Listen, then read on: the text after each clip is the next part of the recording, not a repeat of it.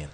Kadhi nyime gi weche manyien, en jalup jataa tije maduong' mar IEBC Ruth Kulundu nyalo biro buonjo bang' doho mar jotich golo chik mondo mi odogi tich. Kulundu yande ne ochungi e tich gi jataa tije maduong' mar IEBC Majan tarik 29 dwe mar 9 higa mokalo. Doho ng'ado bura ni okang' mar chungo Kulundu e tich ne otim ataro kod chik, kendo lero ni Marjan ne onge kod teko mar riembo kata chungo e tich Ruth Kulundu.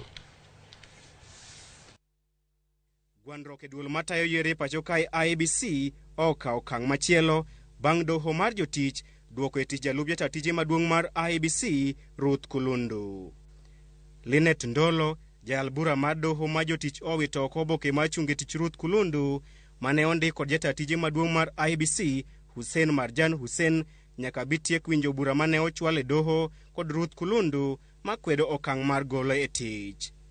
Ka ong'ado burano, jal bura Linet Ndolo owacho ni chungo e tich Ruth Kulundu ne odhi ataro kod chik kalure ne okomiye thuolo mar wacho pache e wi seyo mane imienego.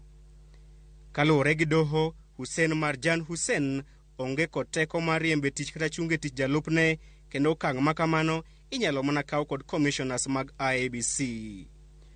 Linet Ndolo oyango ni Marjan ne otiyo kod pogruok e kind commissioners mag IEBC e chungo e tich Ruth Kulundu.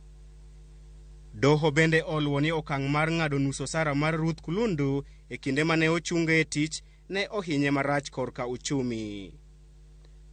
Marjan yande oseyo Ruth Kulundu kuom kawo tije kod teko mage e kinde mane ochuo kom e romo mane oluong kod riwruok mar Azimio tarik 26 dwe mar 8 higa mokalo mar twak kod IEBC e weche mag yiero maduong' mokalo.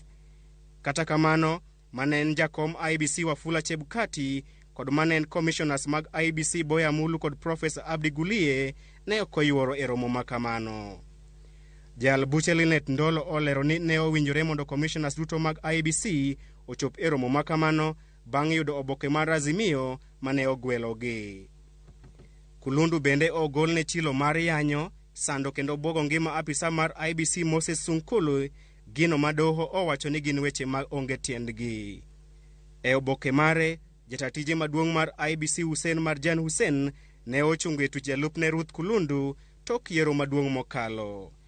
Ne otudo Kulundu kod ketho mar kawo tije kod teko mage e kinde mane ochuo kom e romo mane oluong kod riwruok mar Azimio. Kulundu bende ne osekuom sando, nyiso achaya kod bwogo ngima achiel kuom apisas mag IEBC Moses Sunkuli. Chris Owino, Ramogi TV, Nairobi.